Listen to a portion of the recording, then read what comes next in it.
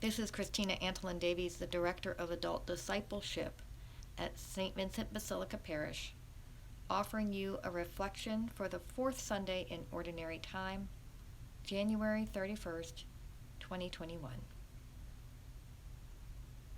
What does authority mean? That's our question for reflection today. After calling his disciples to follow him in last week's Gospel account from Mark, Jesus settles in the town of Capernaum. We hear how he entered the local synagogue and taught. We don't know what he taught, but we do know how he taught, with authority. He taught the people in a way they had never experienced before. Quote, as one having authority and not like the scribes, poor scribes. The Gospel says the people were astonished at his teaching and amazed when he cast out a mouthy demon. The people in the synagogue don't question Jesus' authority. They recognize it and allow it to astonish them. Later in the Gospel of Mark in chapter 11, the religious leaders question Jesus' authority.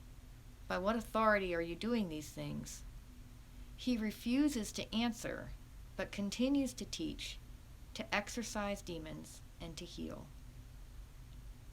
Mark is presenting us with an ironic and even comic scenario. The people recognize Jesus' authority without question. The leaders question it so as to undermine it and to gain their own religious authority back.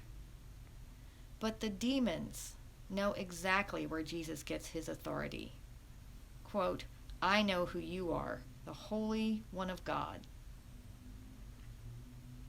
Authority refers to the knowledge, status, and power of the author. The author is the originator, the creator, the one who can speak to the reasons for the design, the one who knows all the details. The scriptures, and also Benjamin Franklin, call God the author of life. The people who heard Jesus were astonished because when they heard Jesus teaching, they heard God teaching. The religious leaders were angry when they heard Jesus teaching because his greater authority challenged their own and also challenged their idea of God. The demons were frightened by Jesus' authority as it meant their expulsion, their defeat, and domination. In this Sunday's first reading, Moses gives the people a message from God. Quote, a prophet like me, like Moses, will the Lord your God raise up for you from among your own kin. To him you shall listen. Here the people of Israel had come to the end of their time of wandering and were ready to take possession of the promised land. Just before this passage, Moses had warned the people that they would encounter a culture that depends on false prophets and fortune tellers.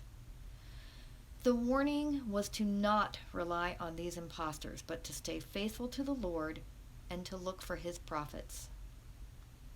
In Mark's Gospel, we see such a one, Jesus, who is from among our own kin as a fully human man, and who is also the Word of God.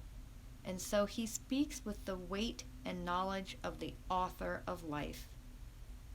And he still speaks to us today with that same authority.